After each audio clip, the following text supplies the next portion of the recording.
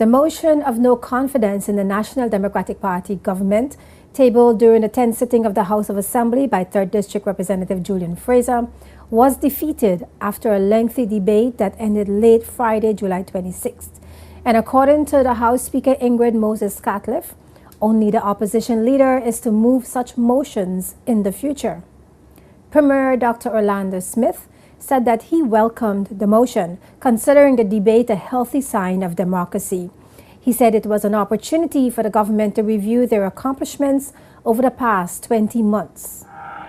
Madam Speaker, simultaneously I also found some other publications, and would you permit me? There was one publication that says the government hopes to find $100 million through loan refinancing. Minister of Communication and Works spoke about that initiative today. Is this not a government that is trying to improve the economy?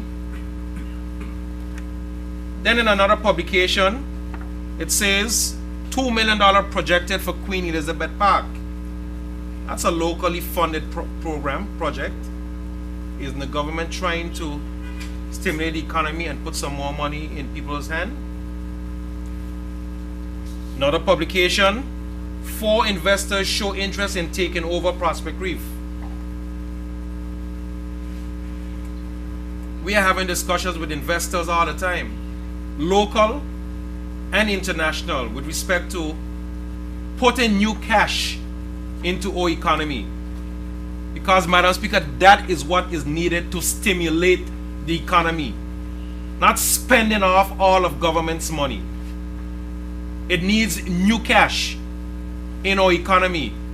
Projects like the redevelopment of Prospect Reef and others that we have people in discussions with will help our economy for years to come. The rest of the world is wrestling with the same problems we are wrestling with here. So and I think we are better equipped to solve this problem. You're looking for short-term fix to this problem.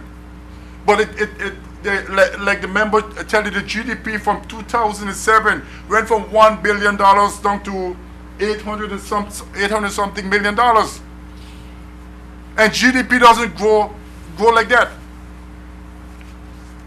It doesn't grow exponentially, Madam Speaker. So we know better, Madam Speaker. We know it's going to take time to fix this problem. And if we fix this problem in the interest of the country and for the future of the country, for the future, for the betterment of the future generation, we'll be doing something great for this country. It's not a 2-year fix. It's going to be 10, 15-year fix that we have to do it now. So that's why we have to build the airport. Which airport we're going to build? We've got to build something we can afford. The cruise ship that had to be built 3 years ago. And here we are trying to build it, trying to move as fast as possible so we don't lose the time frame necessary for the ships to come here. And you guys, and the member for the first and the third is bringing up protocol that we set with the British government and negotiated and explained to them that we have a cruise ship here. We need to do this stuff to get the economy moving so that we don't have to be in breach of a protocol. No, so I could only write on this paper, you guys have to be agents of the UK government. You guys are not working in the interest of this country. You can't be just doing this for political positions. You don't help no one.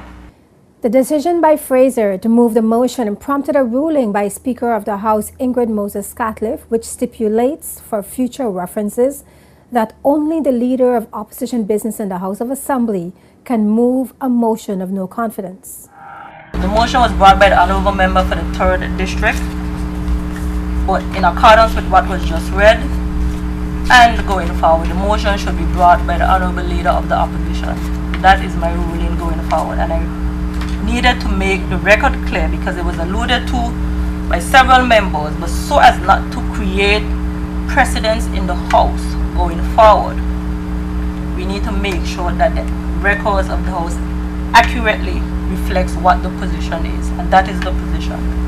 Speaking at a press conference held on July 30th, opposition members Andrew Foy and Julian Fraser voiced their opposition to the ruling made by the Speaker of the House on the question of who should table a motion of no confidence. The standing orders of a House that we are members of, Section 30, subsection 1 states, subject to the Virgin Islands Constitution Order. This one said 1976 because we haven't revised our standing orders, but that would be 2007.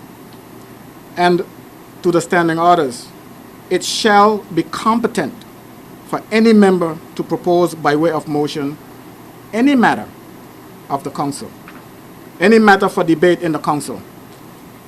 When you go to the Constitution, Constitution states under Section 78,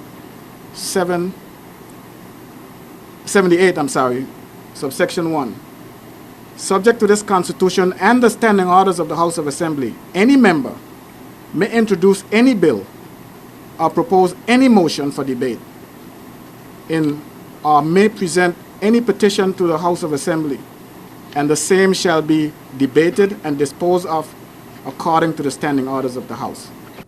According to the Erskine-May Guide to Parliamentary Practice, often referred to as the Parliament's Bible, which is used throughout the Commonwealth, by established convention, the government always accedes to the demand from the Leader of the Opposition to allot a day for the discussion of a motion tabled by the official opposition, which in the government's view would have the effect of testing the confidence of the House.